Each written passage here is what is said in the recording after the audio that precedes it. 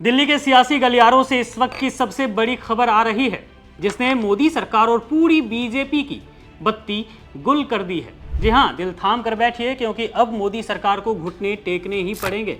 अब इनके पास बस एक ही रास्ता बचा है, और वो रास्ता है सत्ता की गद्दी से सीधे नीचे उतरने का। इंडिया अलायंस का ऐसा भौकाल जागा है कि अब ना तो 2027 में यूपी की गद्दी बचेगी और ना ही 2029 में मोदी सरकार संसद में मुंह दिखाने के लायक रह पाएगी। जिस देश को मोदी सरकार ने अपने फैसलों से बेहाल कर दिया है, अब देश की जनता और विपक्ष मिलकर इनका बोरिया बिस्तर समेटने के लिए तैयार हैं। इंडिया अलायंस के इस महाजुटान ने वो चक्रव्यूह रच दिया है, जिससे निकल पाना अब मोदी सरकार के बस की बात नहीं रही।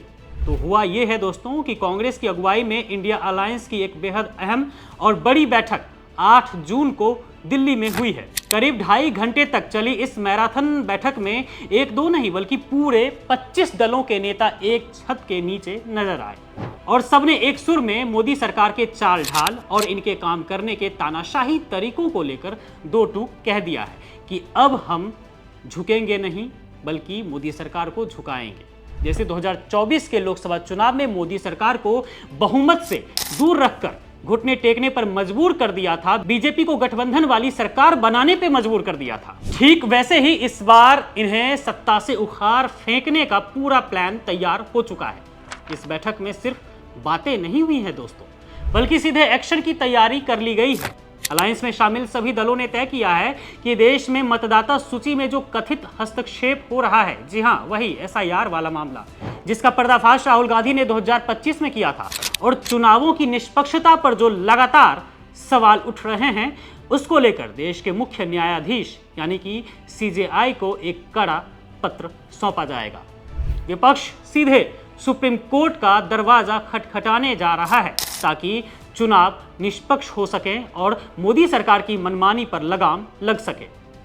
और जनाब, इस बैठक में केंद्रीय शिक्षा मंत्री धर्मेंद्र प्रधान को लेकर भी आर पार की लड़ाई का मन बना लिया गया है।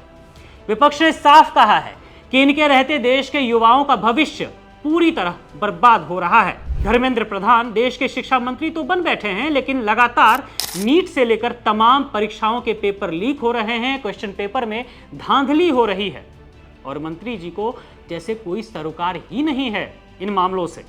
लाखों छात्रों की जिंदगी से खिलवाड़ हो रहा है। युवा सड़कों पर अब उतरने को मजबूर हैं, पढ़ाई लिखाई छोड़कर। इसलिए इस बैठक में सर्वसम्मति से प्रस्ताव पास हुआ है कि शिक्षा मंत्री को तत्काल अपने पद से इस्तीफा दे देना चाहिए, क्योंकि इनके कार्यकाल में सिर्फ और सिर्फ युवाओं के साथ अन्याय हुआ है। बात सिर्फ यही नहीं रुकती है दोस्तों। 25 दलों के इस महासंग्राम ने साफ कर दिया है कि वे देश की बदहाल आर्थिक स्थिति, कमर तोड़ महंगाई, आसमान छूती बेरोजगारी और हमारे अन्नदाता किसानों की बदहाली के मुद्दे पर मोदी सरकार को चैन की सांस नहीं लेने देंगे।